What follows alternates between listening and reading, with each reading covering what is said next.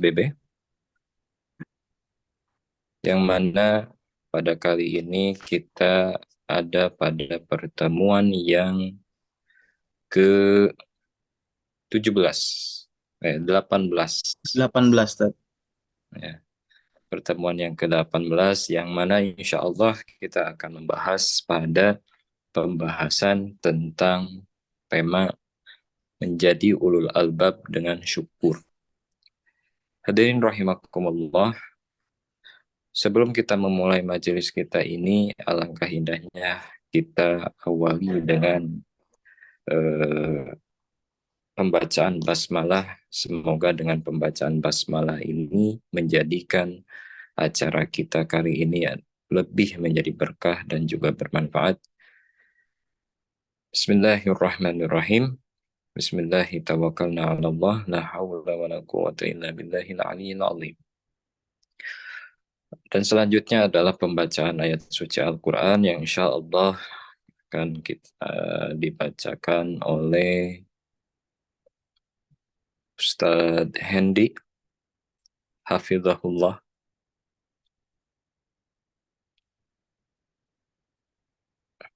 Kepada beliau dipersilahkan.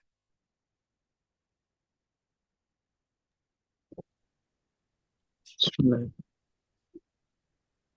أعوذ بالله من الشيطان الرجيم. بسم الله الرحمن الرحيم. ولله ملك السماوات والأرض والله على كل شيء قدير. إن في خلق السماوات والأرض واختلاف الليل والنهار لآيات لأولي الألباب الذين يذكرون الله قياما وقعودا وعلى جنوبهم ويتفكرون في خلق السماوات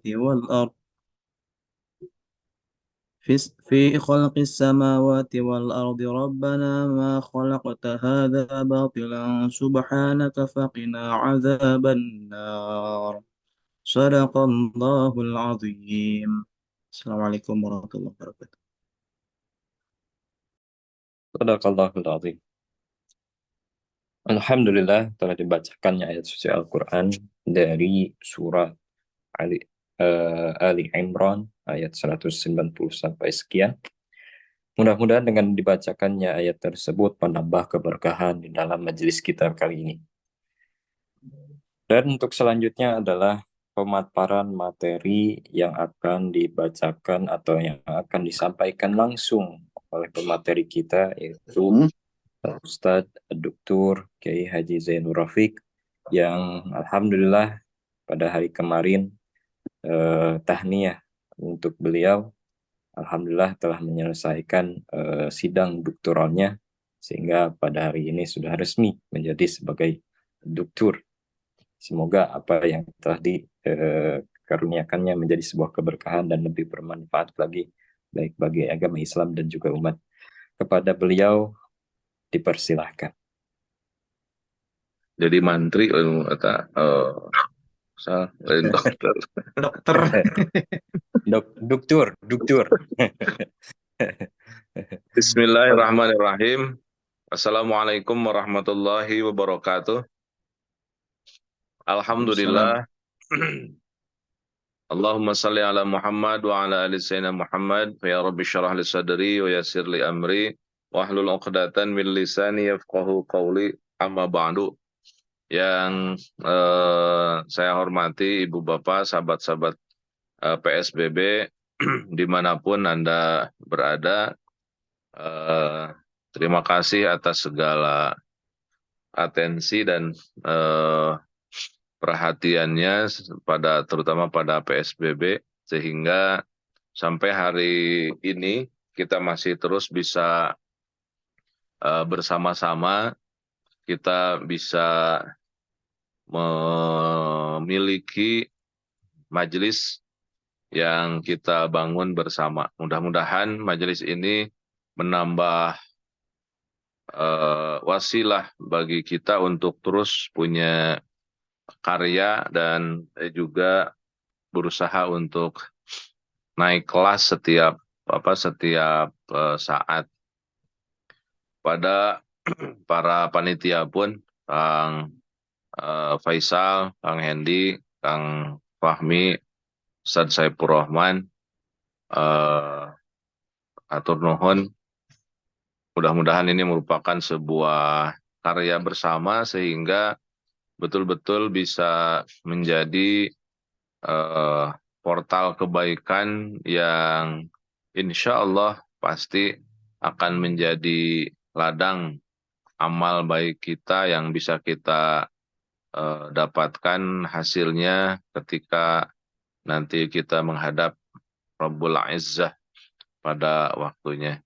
Ibu, Bapak, sahabat-sahabat sekalian, bersyukur dan terima kasih atas tahniahnya dan untuk masalah gelar kita mudah-mudahan sama-sama bisa memposisikannya bahwa itu bukan segalanya dan bahkan kita harus berhati-hati ya. Jangan sampai dengan itu menjadi fitnah. Dengan gelar kemudian kita lupa diri bahwa yang kita kejar adalah bukan keresek nak gitu kan, tapi besi nak. Yang biasa mencari amplop juga kan yang dicari sebenarnya bukan amplopnya, tapi Isinya. isinya.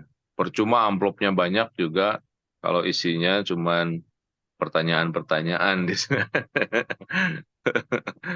Dan percuma juga kalaupun strata 3 yang sudah misalkan kemarin alhamdulillah saya dapatkan dan tidak ada apa-apanya kalau memang kita tidak punya narasi untuk bisa mengisi dalamnya gitu. Nah, saya lebih cenderung salah satu isi dari casing yang kemarin kita sama-sama hadir dan mendapatkannya, salah satunya pun adalah pengembangan dari kegiatan ini.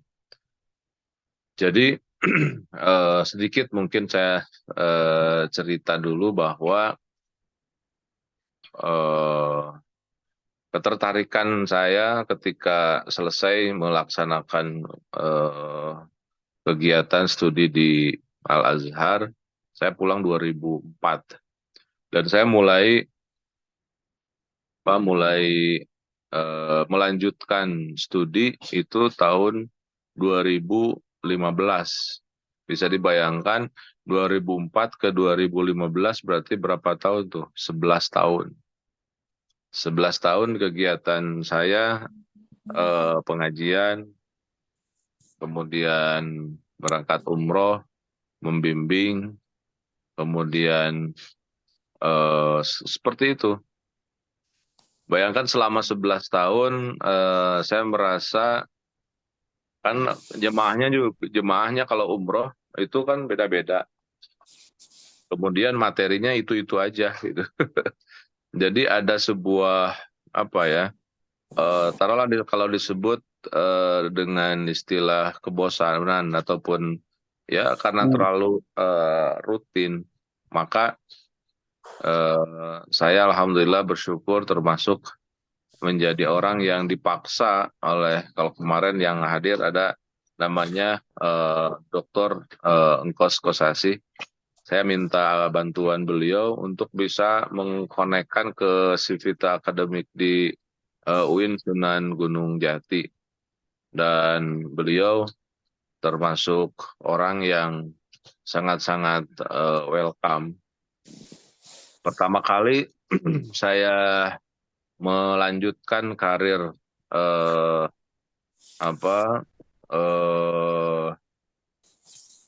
istilahnya itu akademis, memang agak berat.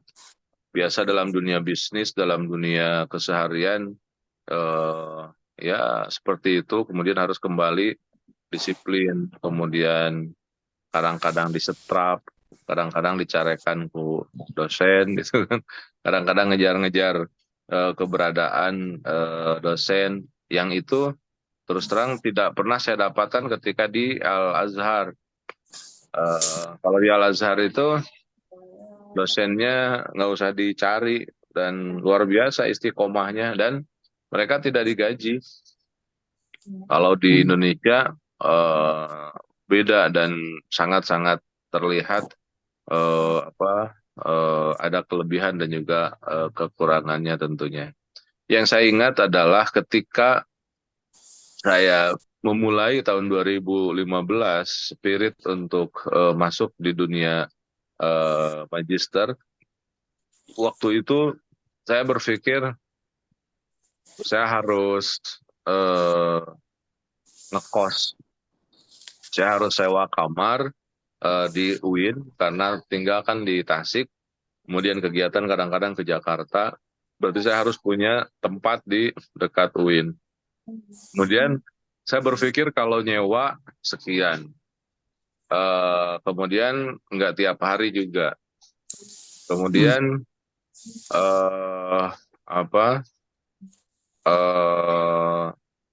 tidak produktif. Kemudian punya ide, kenapa tidak?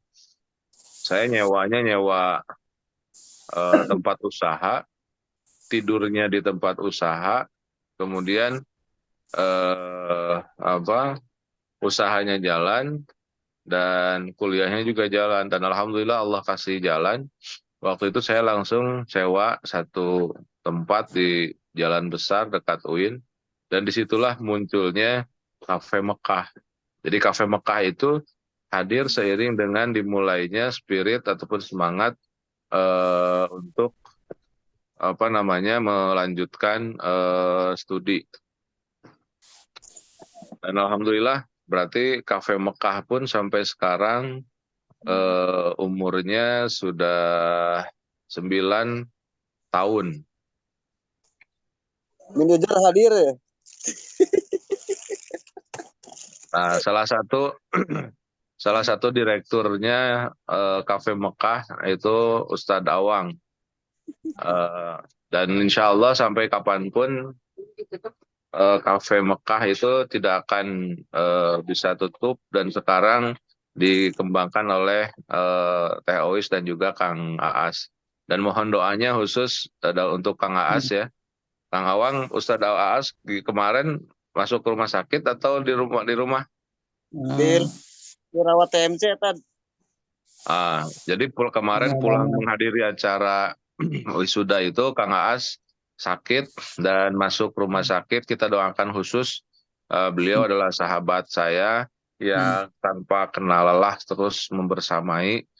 Kita bacakan khusus suratul Fatihah. Mudah-mudahan Allah mengangkat penyakitnya dan segera disehatkan. Ala hadhihi niyyah wa likulli niyatin shalihah bi barakati ummil Qur'an. Al-Fatihah. A'udzubillahi Bismillahirrahmanirrahim. Alhamdulillahirabbil alamin arrahmanir rahim maliki yaumiddin. Iyyaka na'budu wa iyyaka nasta'in ihdinas siratal mustaqim siratal ladzina an'amta 'alaihim ghairil maghdubi 'alaihim waladdallin. Allahumma shfi anta syafi la shifa illa shifauk shifaan la yughadiru saqama. Allahumma shfi anta syafi la shifa illa shifauka shifaan la yughadiru saqama. Allahumma shfi anta syafi la shifa illa shifauka shifaan la yughadiru saqama. Amin ya Allah ya rabbal alamin. Amin.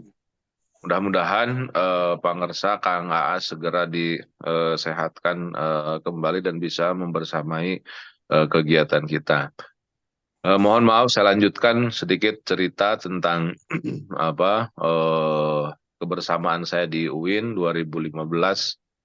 Saya mulai kemudian dan alhamdulillah berbarengan dengan itu muncul Kafe Mekah. Kenapa harus ada kafe dan namanya Mekah? Saya melihat umat Islam ada yang kurang. Dunia modern itu yang namanya kafe itu terposisikan ya memberikan solusi lah gitu kan. Bahkan kafe itu sudah menjadi kata benda yang sudah menjadi kata kata kerja ya. Sama seperti Google. Google itu kan kata benda, tapi sudah jadi kata kerja. Coba di googling aja gitu. Itu saking berefeknya dalam pemikiran umat. Begitupun kafe, dan berpikir tentang kafe itu kadang-kadang agak negatif. Saya ingin membuat stigma bagus bahwa orang-orang yang senang di kafe pun ada yang ingin melanjutkan kesolehannya. Maka saya bikin kafe. Namanya juga biar tidak terlalu glamor, pakai nama Mekah. Sugan hari nama kafe nama Mekah mau layan datang mabok gitu kan. Dan memang terasa lebih beda, eh, karena memang tergantung niatnya juga. Niat kita ingin menjadi sebuah tempat ide bersama-sama.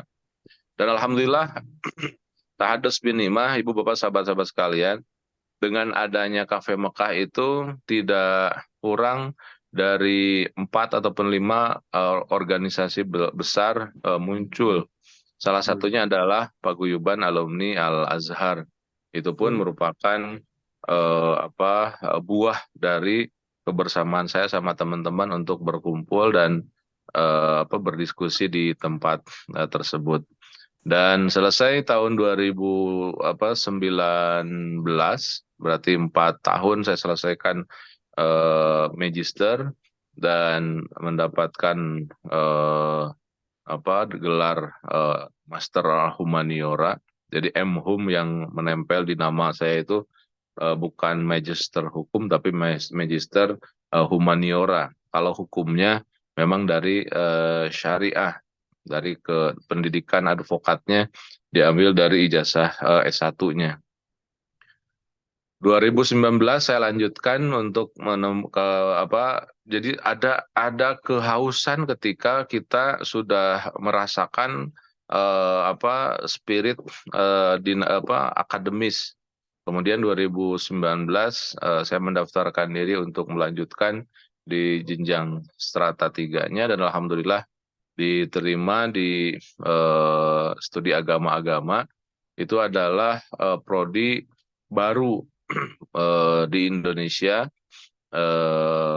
dan ada keberanian yang tinggi dari UIN untuk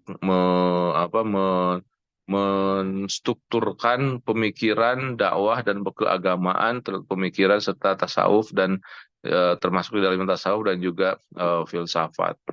Maka saya ikutin, dan memang bongkaran pemikiran di dalamnya sangat-sangat luar biasa. Artinya cara berpikir yang terkungkung biasanya, terutama ketika saya berada di strata 1 misalkan, di situ banyak sekali stimulan-stimulan untuk maju. Salah satunya yang terngiang-ngiang dalam pikiran saya disampaikan oleh dosen saya yang kemudian menjadi guru besar saya dan pembimbing saya langsung, Profesor Dr. Dadang Kahmat, yang kemarin menyampaikan tausiah. Beliau berkata begini, dari 5 agama besar yang kita ada di Indonesia ini, baru 2 agama yang membuat kemajuan dunia. Pertama adalah Protestan, yang kedua adalah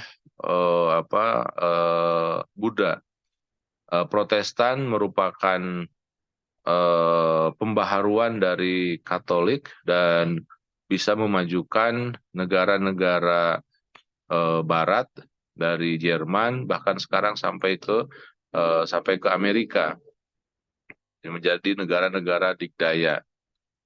Itu penelitiannya Max Weber yang kebetulan saya teliti.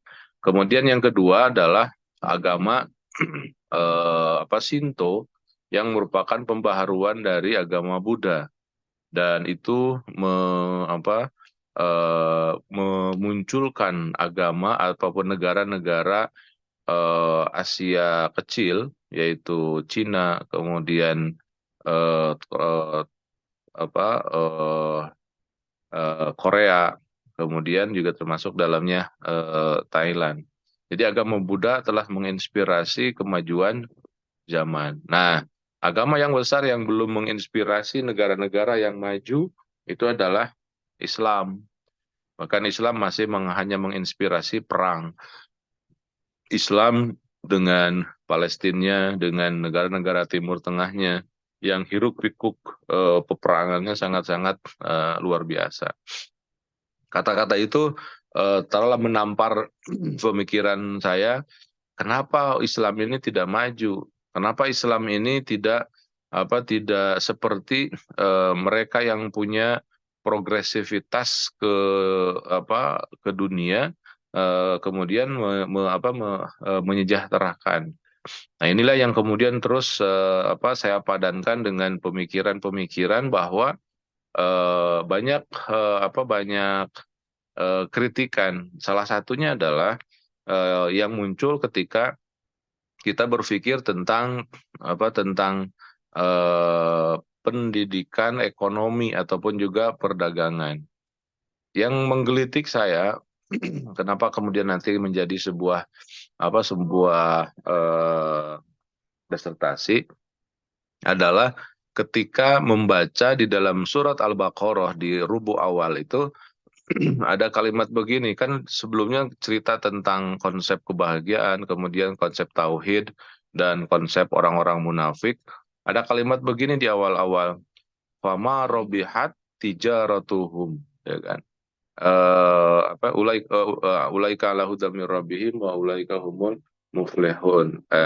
Kemudian ulaika alladzina ishtaraw ad-dhalalata bil huda fama robihat tijaratuhum. Ketika Allah berbicara tentang ketauhidan, kemudian kemunafikan, muqabilnya, hasilnya, fama robihat, maka mua untung, mua murabbah, maka mua benghar lah gitu. Fama robihat, apa tijaratuhum, perdagangan mereka. Nah, pertanyaan saya, kenapa Allah mengatakan kalau begitu, maka bisnisnya tidak akan untung? Berarti di dalam narasi yang sebelumnya digambarkan itu adalah cara-cara ataupun juga kondisi di mana seorang pedagang tidak akan beruntung.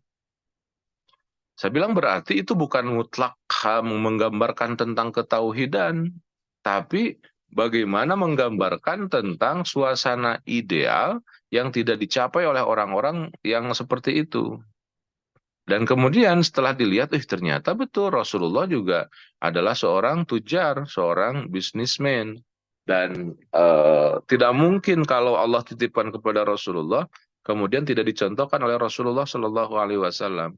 Kemudian juga muncul pertanyaan, lalu kenapa banyak berbenturan dengan tafsir dari ayat-ayat dan juga hadis-hadis yang mendiskreditkan hal-hal dunia. Nah, dari situlah kemudian menjadi sebuah tantangan pemikiran. Termasuk Ibu dan Bapak, sahabat-sahabat sekalian, yang akan kita baca, yang akan kita garap pekajiannya pada pagi hari ini. Pada pagi hari ini kita akan berpikir tentang satu suasana di dalam Al-Quran yang digambarkan dengan namanya ulil albab. Apa itu ulil albab? Banyak sekali kalimat-kalimat ulil albab di dalam Al-Quran. Ulil albab itu adalah, uli itu memiliki ataupun juga sahibul ataupun owner lah. Al-albab. Al-albab itu jamak dari lubun. Apa itu lubun? Lubun itu inti. Nah, jadi kalau diistilahkan di dalam taruhlah makanan kelapa misalkan. Nah, lubun itu adalah inti dalamnya. Lubun itu adalah apa yang ada di dalam air kelapanya. Air kelapa kan dibungkus oleh dagingnya, ya, kelapanya. Kemudian dibungkus lagi oleh apa? Oleh batoknya. Kemudian batoknya apa? Dibungkus lagi oleh sabutnya. Sabutnya dibungkus lagi oleh permukaannya yang licin itu. Jadi untuk sampai pada lubun, pada intinya, itu banyak cover-covernya. Begitupun otak kita, begitupun cara berpikir kita, Ibu dan Bapak. Jadi cara berpikir kita itu ada di level pertama, level kedua, level 3, dan level keempat. Nah, yang diinginkan oleh Allah adalah orang-orang yang berpikir dengan lubun, dengan intisari di dalamnya. Jadi jangan berpikir hanya di casingnya saja.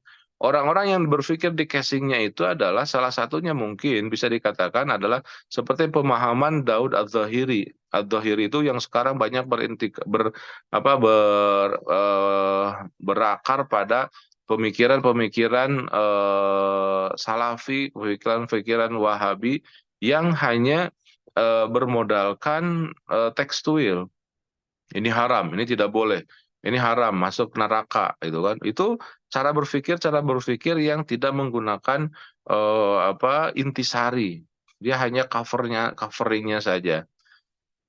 Nah, kita harus menembus cara berpikir yang dalam, yaitu menjadi ulil albab. Jadi ulil albab itu adalah orang-orang yang berpikir jernih. Ulil albab itu adalah orang-orang yang berpikir betul-betul dengan intisari otaknya. Kalau di dalam otak itu kan ada 3 bagian. Pertama adalah neokortex yang polok putihnya itu.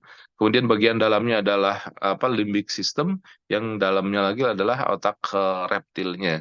Nah, kita berpikir dengan sesuatu hal yang ada di dalamnya, dan kunci otak reptil itu kan 2, samartu wajtahadu, dalam kondisi kesemangatan, bekerja keras, kemudian kehati-hatian.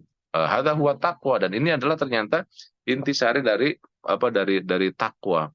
Jadi orang yang bertakwa itu orangnya bersemangat, kemudian berhati-hati, tidak merasa diri. Itu konsep takwa yang dikembangkan oleh apa yang disampaikan oleh seniornya Sayyidina Umar, Ubay bin Ka'ab.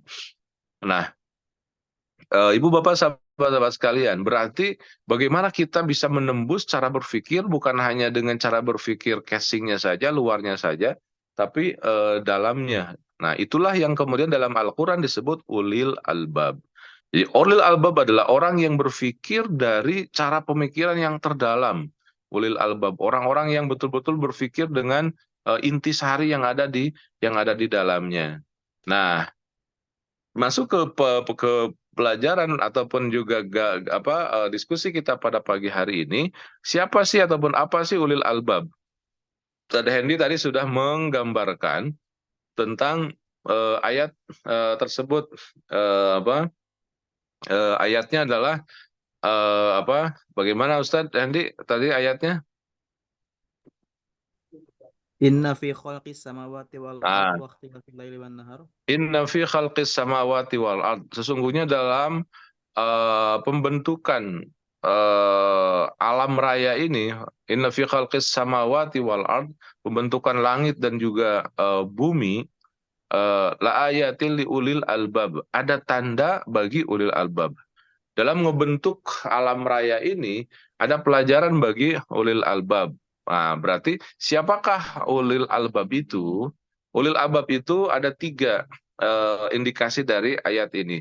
Ulil albab itu adalah yang pertama, alladzina yadhkurunallaha qiyaman wa qu'udan wa ala junubihim.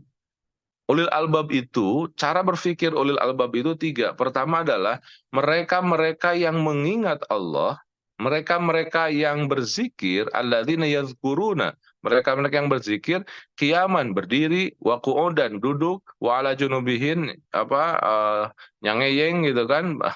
Jadi orang-orang yang dalam setiap dan seluruh kondisinya selalu berzikir, ingat kepada Allah. Jadi ulil albab itu adalah orang yang bisa dikatakan begini, di sepeda, di motor, di mobil, di pasar, di kantor, di ladang, di sawah, di kebun, dimanapun, dia selalu yazkuru, berzikir kepada Allah, ingat gitu kan. Tapi ingat bahwa zikir itu bukan bawa tasbih kemana-mana gitu kan. Zikir itu kan ingat kepada Allah. Walaupun tidak pakai tasbih, walaupun tidak pakai jumlah sekian, yang penting ingat kepada Allah. Jadi Allah tidak pernah terlupakan. Alladzina yadhkurunallaha qiyaman wa qu'udan wa ala junubihim. Jadi ulil albab yang pertama pilarnya adalah dia selalu ingat kepada Allah, berzikir. Nuju nyiksikan bawang, emot ke Allah. Nuju mecahkan telur, emot ke Allah. Nuju nyebrang lautan, emot ke Allah. Nuju di atas pesawat, emot ke Allah. Seluruh kehidupannya dia selalu ingat kepada Allah, dan itulah yang kemudian disebut dengan zikrullah. Ingat akan Allah, ingat kepada Allah. Itu yang pertama, ulil albab, yaitu selalu dia dalam kondisi berzikir. Kalaulah dengan lisan zikirnya, dia selalu membasahi lisannya dengan ingat kepada Allah. Alladzina yadhkurunallaha qiyaman wa qu'udan wa 'ala junubihim. Yang kedua, Ibu Bapak, adalah wa yattafakkaruna fi khalqis samawati wal ardh. Dia selalu berpikir. Nah, ini ada yang sangat-sangat luar biasa ketika menggambarkan dengan kalimat Allah. Kenapa Allah menggunakan dengan yatafakkar, tafakkar, enggak wa yufakkir. Fakaro itu kan sulasi mujarad dalam ilmu sorof itu, asal katanya sulasi mujaradnya adalah fakafro, fakaro, berpikir. Kalau misalkan dia berpikir, yufakir, alladzina yufakiru, ya kan? Fi khalqi harusnya begitu. Alladzina yufakiru, mereka yang berpikir. Tapi enggak, Allah menggunakan tasdid. Alladzina yatafakkar. Yatafakkar. Artinya ini menggunakan sebuah bahasa yang standarnya aktif. Tafakkar, yatafakkar. Itu betul-betul berpikir, bukan hanya berpikir, oh iya, oh iya, oh iya. Bukan hanya berpikir satu arah, tapi dia berpikir berulang, berpikir berkali-kali, berpikir dengan keras, berpikir dengan sungguh-sungguh. Itulah makna dari yatafakkar. Alladzina yatafakkaruna fi khalqis samawati wal ard. Nah, yang kedua adalah berarti orang yang menggunakan otaknya dengan optimal. Jadi orang yang disebut dengan ulil albab itu adalah orang yang menggunakan otaknya dengan optimal. Atau kalau bahasa pun Bapak mah kade ari takwa teh cenah lain bla bla bla hunggul, tapi takwa teh artinya teh otak, nanti otak wah nanti bawa jadi kemana-mana kudu pakai otak gitu. Itu tausiah yang agak menyelekit gitu. Jadi kudu pakai otak kemana-mana guys. Jadi seperti dalam perdagangan, dagangnya kudu pakai otak, cina. Gimana dagang berkali-kali bertahun-tahun atau untung-untung, katanya.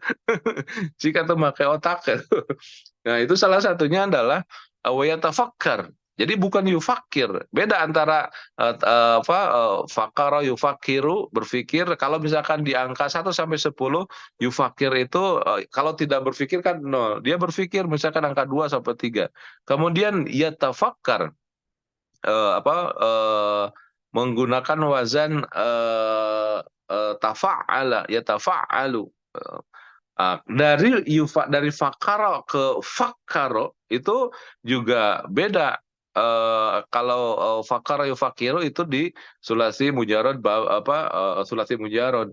Kalau fakaro yufakiru itu sulasi mazid, itu bab awal. Ini pakai tak lagi, tafakkaro. Jadi susunannya fakkaro, kemudian fakkaro pakai tasdid, kemudian tafakkaro. Berarti tingkatan ketiga. Alladzina yatafakkar.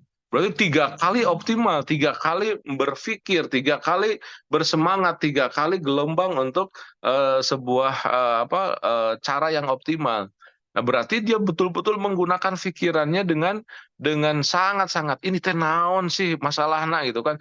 Kunaon sih urang teh dagang teh rugi wae misalkan. Kunaon urang teh dagang teh jiga batur, kunaon batur maju. Ya tafakkar, terus berpikir. Itu orang yang ulil albab. Jadi bukan hanya berpikir satu arah. Oh, saya teh salahna teh karena saya dagang, misalkan saya dapat harga dari sana 20.000, saya jual 21.000 ataupun 22.000, berarti 2.000 kali keuntungan saya, misalkan sebulan bisa menjual sampai 1.000, berarti 2.000 kali 2.000 4 juta. Berarti keuntungan saya dari menjual itu 4 juta. Sementara sewa ruko misalkan taruhlah 1 juta, kemudian gaji karyawan sekian, kemudian sekian. Berarti kalau saya dapat untung cuma 4 juta untuk kebutuhan ataupun juga untuk bisnis ini, berarti tidak benar. Nah, akhirnya Itu cara-cara berpikir. Kemudian, oke lah dari 4 juta itu untung, tapi untung itu belum tentu cukup. Nah, berarti bagaimana caranya dari 4 juta itu lipat gandakan untuk menjadi 2 kali lipat, tadi bertambah. Caranya misalkan biasanya dagangnya cuma 2 jam, tambah deh jadi 5 jam. Nah, keuntungannya dari 4 juta jadi 8 juta. Oh iya, luar biasa. Nah, kemudian 8 juta itu misalkan keuntungannya oke cukup untuk karyawan, cukup untuk sewa, cukup. Kemudian untuk gaji juga cukup. Terus masalahnya kita kan punya anak, kita butuh tambahan. Nggak cukup kalau cuma 8 juta. Berpikir berarti apa? Harus ditambah. Sudah 8 jam, sudah habis waktunya. Bagaimana caranya? Nah, masuk ke caranya Allah. Allah itu punya cara bagaimana melipat gandakan, bagaimana melanjutkannya. Oh, berarti harus banyak yang dilalui. Caranya misalkan begini, dalam surat Nur An-Nur digambarkan rijalun la tulhihim tijaratun wala bay'un an dzikrillah wa iqamis shalah wa ita'iz zakah yakhafuna yawman tataqallabu fihi al-qulub wal absar liyajziyallahu ahsana. Ahsana itu adalah untuk melipat gandakan. Jadi kalaulah 8 jam itu kita punya keuntungan 8 juta, tetap kerjanya itu 8 jam, tapi hasilnya ahsan. Artinya ahsan itu af'alut tafdil. Bisa 8 juta ditambah jadi 16 juta, bisa jadi 20 juta, bisa jadi yang lain. Jadi Allah itu punya teorinya bagaimana cara menggandakan bisnis. Salah satunya tadi ahsana ma amilu. Dan bukan hanya lebih baik dari apa yang kita lakukan, kerjanya tetap 8 jam, tapi hasilnya bukan lagi 8 juta, tapi ahsan lebih dari itu. Selain itu, kemudian juga wa yazidahum min fadli. Ditambah ku Allah. Jadi bukan dari 8 juta jadi 16 juta, kemudian juga menjadi 24 juta. Wa yazidahum min fadli, ditambah ku Allah, tambahnya jadi 60, jadi 80, jadi 120, jadi ditambah oleh Allah. Jadi penggandaan bisnis kemudian ditambahkan kemanfaatannya oleh Allah Subhanahu wa taala. Nah, itu caranya ada dalam surat An-Nur, Allah menggambarkan itu. Nah, berarti ini semua adalah bagaimana cara melipat gandakan kebaikan dan juga melipat gandakan apa yang ada di dalam cara kerja kita dan juga cara berpikir kita. Nah, berarti kita harus work hard ya. Jadi kerja keras, kemudian berpikir keras. Alladzina yatafakkaruna fi khalqis samawati wal ard. Kembali ulil albab itu pertama tadi apa? Berzikir di dalam semua kondisi. Yang kedua, berpikir optimal, berpikir progresif. Yang terakhir, yang ketiga, alladzina yadhkurullaha qiyaman wa qu'udan wa 'ala junubihim wa yatafakkaruna fi khalqis samawati wal ard. Yang ketiga, dia berkata, dia menyatakan kepada Allah, Rabbana ma khalaqta hadza batila subhanaka faqina 'adzabannar. Yang ketiga adalah kita memposisikan pada kondisi bahwa segala sesuatu itu tidak ada yang tidak baik. Segala sesuatu itu Allah yang menyebabkan dan menjadikan sesuatu itu terbaik untuk kita. Maka tidak ada yang disebut dengan nasib buruk. Semuanya baik. Rabbana ma khalaqta hadza batila. Ya Allah, tidak engkau ciptakan ini itu sebagai sesuatu yang sia-sia. La hadza batil subhanaka faqina 'adzabannar. Maha suci engkau. Jadi Allah telah memberikan sesuatu yang terbaik bagi kita. Ya Allah, saya teh untung tuh kok cuma sekian. Ya Allah, saya begini kok begini. Ya Allah, kok saya teh begini-begini. Kok ya Allah, kok yang lain sehat kemudian saya begini. Kenapa? Tidak ada. Kenapa? Rabbana ma khalaqta hadza batilan. Ya Allah, tidak engkau ciptakan ini itu ada dalam kesia-siaan. Ini adalah betul-betul merupakan sesuatu yang mengapresiasikan kebaikan kita kepada Allah Subhanahu wa taala. Ma khalaqta hadza batila. Tidak percuma ya Allah.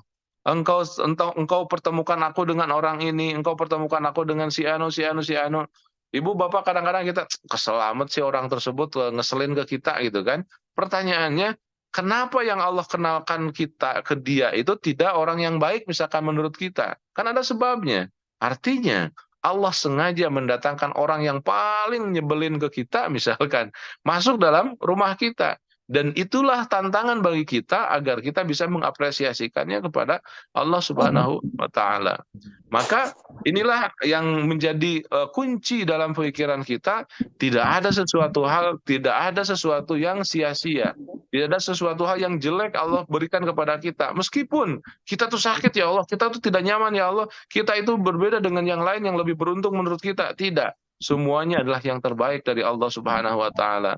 Kenapa? Karena sudah berupaya mengapresiasikan minimal dengan dua hal tadi. Pertama terus berpikir, yang kedua berzikir, kemudian juga berpikir, kemudian yang ketiga adalah menenangkan perasaan Rabbana ma khalaqta hadza batilan subhanaka faqina adzabannar. Inilah makna lain dari ridho dengan apapun yang terjadi, bahwa segala yang terjadi adalah merupakan yang terbaik dari Allah Subhanahu wa taala. Maka Ibu Bapak sahabat-sahabat sekalian, pada pagi hari ini kita kembali simpulkan bahwa ulil albab itu tiga. Pertama adalah orang-orang yang selalu berzikir, menyebut asma-asma Allah dalam semua ada kondisi. Yang kedua adalah selalu berpikir, zikir, fikir. Kemudian yang ketiga adalah berdoa dan menyampaikan keriduannya kepada Allah Subhanahu wa taala, bahwa Allah tidak menciptakan sesuatu hal yang tidak sia-sia. Selalu dia bertadabur, subhanallah, subhanallah, subhanallah, Rabbana ma khalaqta hadza batila, subhanaka faqina adzabannar. Aulul albab itu pertama adalah berzikir, kemudian yang kedua adalah berpikir, kemudian yang ketiga adalah berdoa dengan menyampaikan bahwa tidak ada sesuatu hal yang tidak ataupun tidak berguna bagi Allah Subhanahu wa taala. Inilah agar kita menjadi orang-orang yang bisa sampai pada titik kesyukuran, bagaimana kita meninggikan ataupun juga menambah etos di dalam zikir, fikir dan juga doa untuk sebuah kepasrahan kita kepada Allah Subhanahu wa taala. Dan itulah yang kemudian disebut dengan ulul albab. Ibu Bapak sahabat-sahabat sekalian, itu mungkin sementara yang bisa saya sampaikan. Mudah-mudahan diskusi tentang ulil albab pada kesempatan ini, pagi hari ini, bisa menambah kemanfaatan dan kualitas dari cara berpikir kita pada pagi hari ini. Demikian yang bisa saya sampaikan. Saya kembalikan kepada Ustadz Faisal. Wassalamualaikum warahmatullahi wabarakatuh.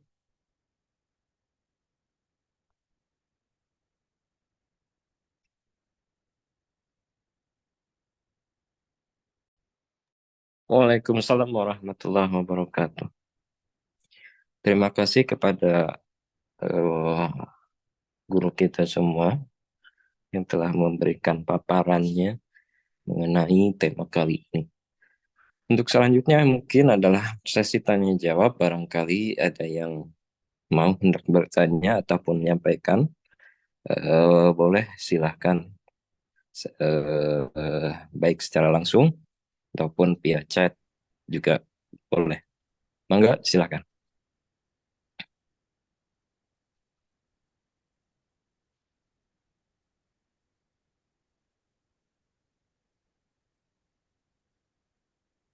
Pak Haji itu mute-nya belum di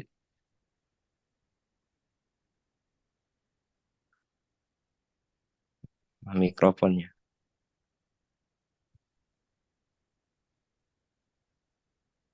Masih belum nyala itu.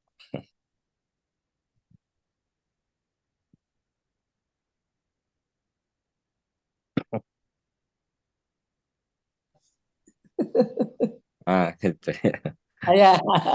Ya Pak Haji, mangga. Adosan. Subhanallah dinten ieu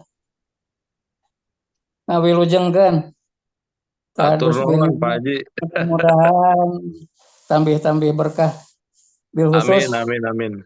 Ustad bil khusus urang sadayana. Amin. Ngalangkungan wasilah kajantenan ieu.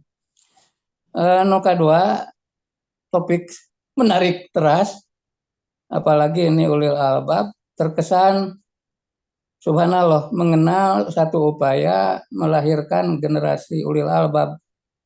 Ini diprakarsai oleh Pak Habibie, menciptakan satu pendidikan awal-awal SMA Insan Cendekia. Sekarang udah didelegasikan ke Kementerian Agama menjadi Madrasah Aliyah. Itu dikenal karena wasilah pun anak. Motonya berhati Madinah, berotak Jerman gitu. Ya Allah, apalagi lewat paparan ayeuna atur nuhun, alhamdulillah ada yang menggelitik kan Siapa, Ji? secara fenomena, mudah-mudahan lepat gitu, yang diluruskan. Secara realita, apalagi latar belakang simkuring dina halieu matematik. Matematik memprakarasai justru orang menggunakan otaknya itu, apalah takilun. Salajengna dina realita teh secara islami ke siswa suka disampaikan kita rebut kembali bahwa lahir matematik itu dari kita. Ya. Nah, pertanyaannya tadi itulah introspeksi terus. Kok kita ketinggalan sekarang? Kita rebut kembali dengan cara ya meningkatkan pikir, meningkatkan cara berpikir sistematis, kritis, dan seterusnya dan seterusnya. Dengan keyakinan bahwa ujungnya Allah, nggak ada yang batil apa yang diproduk oleh Allah. Asal mau gitu. Nah, insya Allah lewat semacam ini jawaban-jawaban bakal kita ketemukan. Terlepas upami orang mengadop cara berpikirnya aja. Dengan catatan kita kan harus diawali dengan keimanan yang kuat, tauhid yang kuat, baru melahirkan ulil albab. Hanya berpikir saja seperti saudara kita yang lain yang goer, itu kan jadi permasalahannya teh ekspresi Islaminya diraih mereka gitu. Nah, kita justru dijadikan hikmah, itu dijadikan demikian untuk mendongkrak umat Islam supaya bisa mengoptimalkan. Lahirlah setiap generasi di IC insya Allah, dan secara signifikan mereka setelah digodok di sana dengan proses tes yang ketat, tidak ada KTBLC dan segala macamnya, rekrutmen ustadznya pun subhanallah dari sekian banyak yang saya kenal, satu role model untuk itu prosesnya di IC. Itu inti nama boleh kan kita batilan itu jadi ke cara mereka, sehingga mereka pun anak-anak saya yang alhamdulillah berkesempatan untuk ditakdirkan Allah untuk melihat perkembangan kemajuan mereka ke Korea kemana, mengapain, apalagi wanita gitunya, pikir saya lebih cenderung kemuhriman yang harus dijaga. Tapi misinya ya Allah. Nah, di sana ada satu dilema gitu. Tapi misi untuk demi agama dalam topik ini justru sangat kuat, sehingga saya merelakan mereka ke sana. Ya. Jadi ngemot ngiring mencontoh atau apa ya? Mengambil positif boleh kan? Ya, betul. Sakit itu penting. Siap, Pak Haji. Assalamualaikum warahmatullahi wabarakatuh. Waalaikumsalam warahmatullahi wabarakatuh. Mangga Ustaz, kita langsung di Roy. Baik, terima kasih Pak Haji Hilman atas apresiasi dan juga masukannya. Memang saya pun termasuk orang yang bangga dengan pergerakan real dari misinya Pak Habibie ya, waktu itu kalau nggak salah diperkuat juga oleh BPPT ya, lembaga yang beliau bangun. Kemudian Insan Cendekia itu adalah langkah lanjutan untuk membangun negara. Jadi itu memang baru muncul dari keresahan seorang Habibie. Dan kita rasakan karena beliau adalah seorang orang yang biasa menggunakan otaknya dalam bekerja, kemudian punya kecintaan terhadap negaranya, kemudian punya kecintaan terhadap agamanya. Dari beliau itu bisa terasa, bahkan sampai ke ujung Taraju kan bisa terasa oleh Pak Haji Hilman. Ibu Bapak bisa kita bayangkan kalau di Indonesia ini ada 10 saja yang seperti Pak Habibie. Yang seperti Pak Habibie, apa jadinya negara kita? Artinya, alhamdulillah dengan Pak Habibie, dengan apa istilahnya disiplin eksaknya ya, disiplin pemikiran berkiblat ke Jermannya itu luar biasa. Jadi betul sekali kalau waktu saya di Kairo pun Pak Habibie memang saya pernah dengar langsung dari beliau, saya ingin membuat generasi yang otaknya ada di Jerman tapi hatinya ada di Mekah gitu kan. Nah sekarang problemnya itu adalah bagi saya apalagi yang umrah haji gitu kan, kebanyakan jasad sama otaknya ada di Mekah gitu kan, tapi pikirannya ada di pasar. Jadi jadi di Mekahnya pun bukan di depan depan Ka'bah di Multazam, tapi di Mekahnya pun di Bin Daud gitu. Di mallnya. Dan itu sudah di pasar seng ngopami kapung kurma meren gitu ya. Nah, perlu generasi-generasi seperti beliau yang maju gitu. Nah, kalau dikaitkan dengan kesan Pak Haji Hilman tadi, kalau bagi saya Pak Haji, memang ketika kita berpikir tamadun kalau bahasanya Ibnu Khaldun itu, kalau kita berpikir moderat, kalau kita berpikir maju seperti tadi, memang ada prasyarat yang memang harus kita persiapkan. Salah satunya punten. Salah satunya adalah cara berpikir lintas gender. Jadi memang tidak bisa lagi kita berpikir seperti orang sepuh kapungkur. Cik atuh neng cenala, neng teh tong kamana-mana ada budak awewe gitu kan. Jadi memang di antara kebebasan berpikir, di antara kebebasan mengekspresikan, itu memang harus mulai ditiadakan. Nggak ada bedanya antara laki-laki dan perempuan. Kalaupun perempuan misalkan harus ke luar negeri, harus bekerja di mana, why not gitu. Artinya kita sebagai orang tua memang jangan terlalu takut, ya lepaskan saja. Toh segalanya Allah yang sudah mengatur. Dengan siapapun anak-anak kita akan bertemu, dunia apapun yang akan dihadapinya, maka kita tinggal berdoa dan menyampaikan bahwa memang tidak ada yang sia-sia. Jadi biasanya terkadang kalau maklum mungkin ya berbenturan antara generasi. Kita ini generasi sepuh misalkan, kemudian dengan generasi milenial sekarang, luar biasa. Kita pun akan ngerasa. Mungkin Pak Haji Hilman mungkin generasi berapa ya, 60 ataupun 70-an gitu kan. Kemudian anak-anaknya adalah generasi 90-an. Terasa agak beda cara berpikirnya. Saya pun demikian Pak Haji, umur saya misalkan taruhlah generasi 90-an, anak-anak sekarang kan generasi 2000-an. Itu juga cara berpikirnya beda. Kadang-kadang kita juga cik atau Tokyo gitu kan, cik atau kadang suka ada. Cuman saya kembalikan, ya Allah, engkau itu udah ciptakan sesuatu hal yang yang tidak sia-sia. Maka ya silahkan saja berjalan ekspresi dengan dunianya. Bahkan Al-Quran pun menggambarkan antum a'lamu bi umuri dunyakum gitu. Artinya kehidupan mereka itu engkau yang lebih tahu. Saya terkadang suka menitipkan kepada anak saya itu satu saja.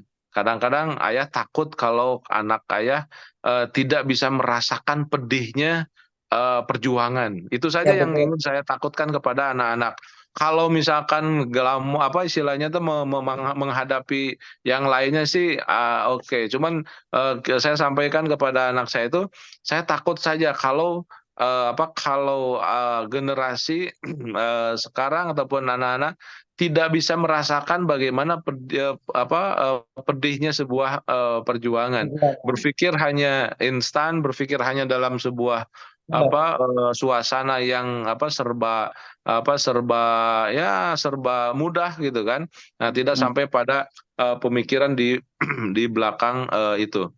Dan saya yakin itu di generasi sekarang juga sudah ada formulanya gitu kan. Artinya ada kelebihan, ada kekurangan antar zaman, tapi mereka pun dan Allah pun sudah menyiapkan jawabannya. Jadi insya Allah kita nggak usah terlalu was-was, Pak Haji, lepaskan Pak Haji, lepaskan gitu. Artinya kita tinggal mengetuk dengan pintu doa-doa terbaik kita, karena memang otak mereka itu harus dirangsang untuk terus bisa bereksplorasi, ya kan, nggak usah dikungkung, toh insya Allah selama kita bertawakal, menyimpan ataupun menitipkan segalanya kepada Allah yang maha segalanya, insya Allah tenang. Karena kita sudah tahu bahwa rizki, kemudian rizki, pati, jodoh, semuanya adalah hak prerogatif Tuhan. Artinya kita alhamdulillah tinggal bersyukur, anak-anak kita apalagi keluar dari insan cendikia, artinya role model pikirannya itu sudah berbeda dengan orang-orang yang anak-anak yang biasa metih enteh tiap hari gitu kan, Pak Haji. Artinya merupakan sebuah injaz ya, kemajuan ataupun juga sesuatu hal yang luar biasa, dan itu harus kita support gitu kan. Jangan kembali dihukumi ataupun diarahkan bahwa dibikin sebuah stigma yang negatif gitu kan. Maka alhamdulillah itu satu prestasi yang luar biasa, dan kalau bisa kita support untuk semua kebaikan-kebaikan dari generasinya.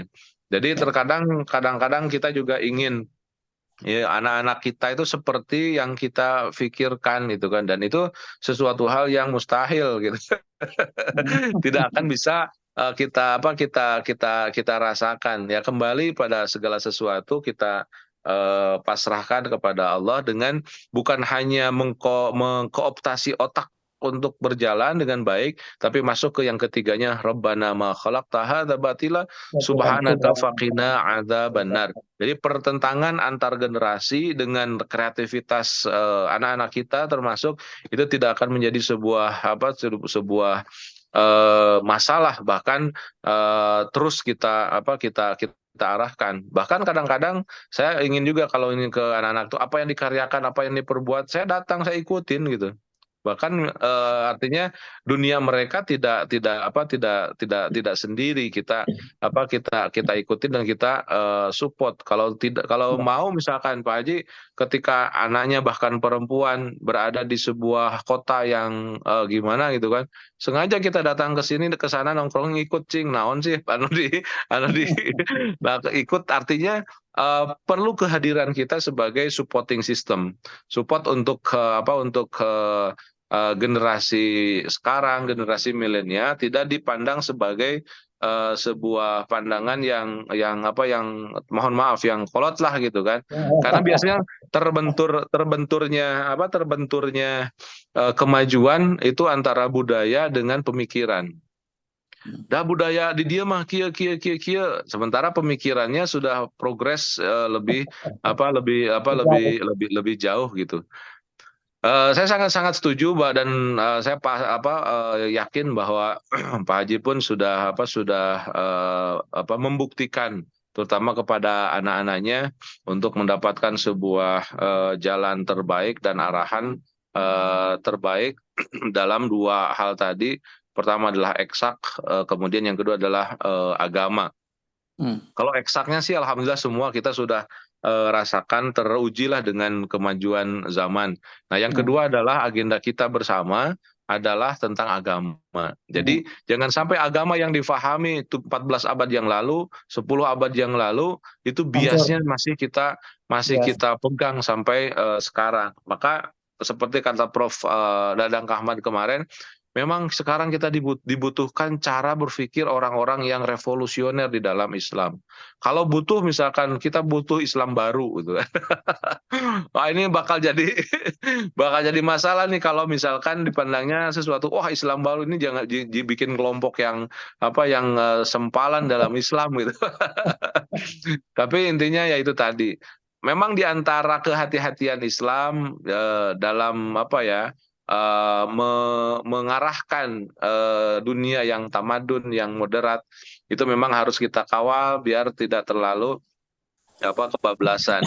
Kalau pemikiran para ulama itu bagaimana dunia modern itu terinspirasi dari dunia turos. Dunia turos itu adalah dunia lama yang kita ambil inspirasinya, dan itu ada dalam tagline-nya kalau nggak salah di Nahdlatul Ulama, al-muhafadzah ala qadimis sholeh wal akhdu bil jadidil aslah. Menjaga sesuatu hal yang lama itu yang bagus, dan ngambil yang baru, yang aslah, yang lebih bagus, yang lebih maslahat. Jadi itu cara berpikir yang modern, tidak di dalam kungkungan bahwa ini nggak boleh, ini boleh, ini nggak boleh, tidak begitu. Tapi al muhafadzah ala qadimis sholeh wal akhdu bil jadidi al aslah. Itu mungkin Pak Haji sekedar mengomentari, dan Pribados pun ingin menyampaikan selamat. Pak Haji telah berhasil memunculkan generasi-generasi yang sangat-sangat super gitu ya dengan dunianya, dan tinggal menikmati sekarang sudah merasakan indahnya kehidupan, dan mudah-mudahan Allah berkati kehidupannya senantiasa semakin berkah, semakin sehat, panjang umur, dan masih terus bisa menginspirasi ke kita-kita yang muda-muda. Hatur nuhun Pak Haji, saya kembalikan kepada Ustadz Faisal. Monggo Ustadz. Sami-sami, hatur nuhun.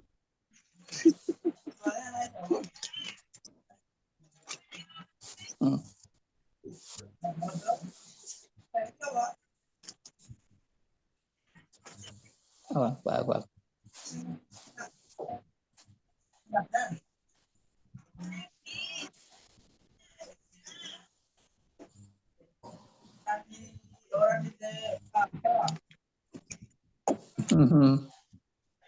Fadol Ustadz Faisal, fadol.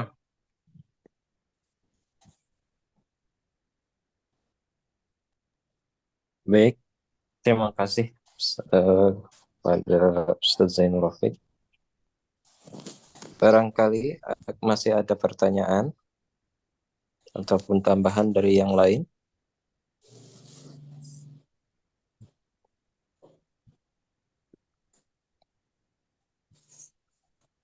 Sepertinya tidak ada lagi, Ustaz. Ya, siap. Dan udah jam 6:30 juga. Baik. Ya. Baik, mungkin para hadirin sekalian, untuk pertemuan kita kali ini kita cukupkan sekian. Insyaallah mudah-mudahan apa yang telah disampaikan oleh beliau menjadi tambahan keilmuan bagi kita dan berikan kemanfaatan baik bagi diri pribadi beliau, kita, dan juga umat Islam. Saya haturkan terima kasih banyak atas perhatiannya. Mohon maaf apabila ada kekurangan dalam penyampaian acara ini. Kita lanjutkan kembali insyaallah besok pagi di PSBB hari ke-19. Dan terima kasih. Assalamualaikum warahmatullahi wabarakatuh.